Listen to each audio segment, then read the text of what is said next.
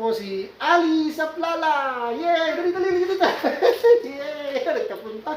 Mag-vlog tayo. O, kaway ka muna. Lagi ka na kasi bangon eh. O, sige na, doon ka. Okay, Lola. Okay mga kadogi, may sasagutin ako dun sa nakita kong comment dun sa aking group. May nagtanong doon na wala naman nakasagot. Actually, wala pang sumagot dahil siguro hindi pa nakikita yung comment dahil ang dami. Kung okay daw ba ang process ng smear testing bago natin pa-stud ang ating dam? So, sasagutin ko yan ngayon, actual po, dito sa ating vlog.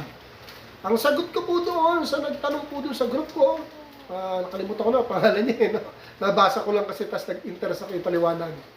Kung okay daw ba ang smear testing bago natin pa-stud ang ating dam? Ang sagot ko po doon okay. Okay? I-elaborate ko po. Ang smear testing po, involve ang science dyan. Nasabi ko po science kasi microscope po yan ng doktor. License vet po yan, pinag-aralan po nila yan. So pag microscope nila, makikita nila kung fertile na fertile ang alaga natin. Bukod din sa background checking, tatanungin kung ilang days, siyempre, may interview on vet dyan, alam nila yan. Tapos meron pa silang makikitang proof na talagang fertile through microscope. Walang kawala po yun. Kaya ang smear testing para sa akin is approved po yan. And besides, vet po ang gagawa niyan, professional. Pinag-aralan nila yan. Pag sinabi nila fertile, fertile po yun. Hindi po natin nakikita nila dahil sila yung may aparato. So, napakaganda ng smear testing. Let's say, siyempre, alam naman natin, pag naglalandi ang aso, nagkakaroon din na idea, for sure, nanonood kay YouTube. So, magbibilang din kayong araw, for sure yan. Tsaka, ninyo ipapa-smear test, di ba?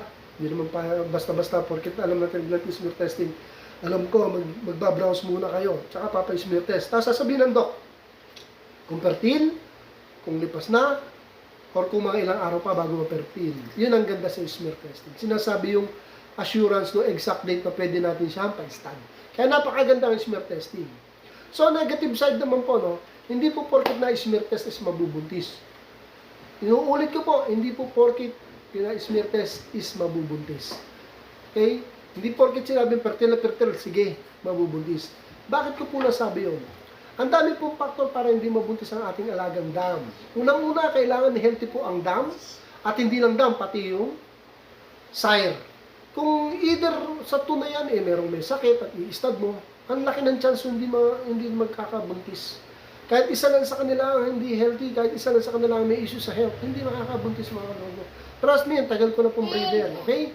Kailangan pareho silang healthy. Kaya kung wala kayong sire at dam lang sa inyo, for sure, yung dam nyo, monitor nyo, vitamins ninyo yan, before natin pa-stud. So, alam niyo yung activity ng dam nyo, alam niyo kung healthy, ano? Kaya, imbestigahan din natin yung sa part ng sire.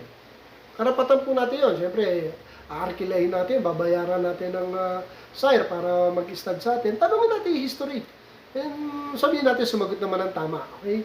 Tanong natin kung talagang healthy, kung galing ba sa sakit, kung healthy ba yung dam nila, yung sire nila bago tayo magpa-stud.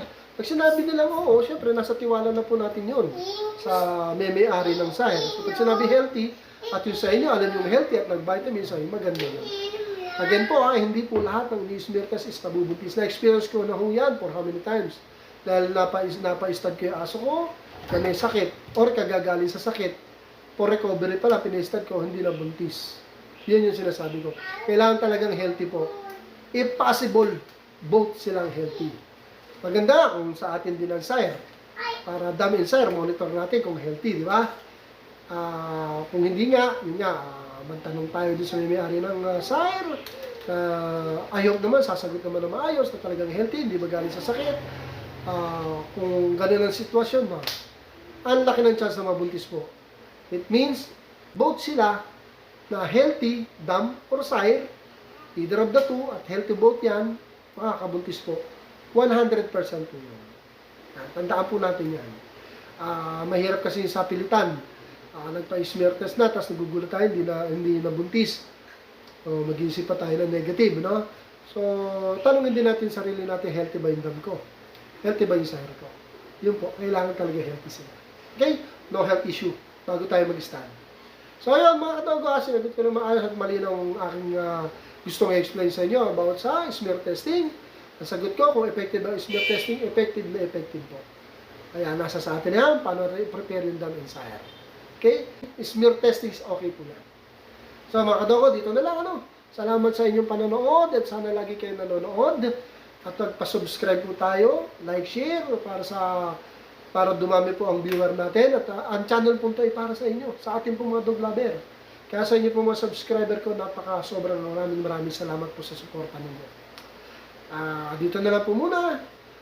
Till next time, at araw-araw naman po ako pinipilit ko magkaroon ako ng vlog para meron po tayong dinidiscuss dito araw-araw at may mapulot tayong konting kaalaman mula sa inyong abang lingkod na si Mr. Douglas Style TV.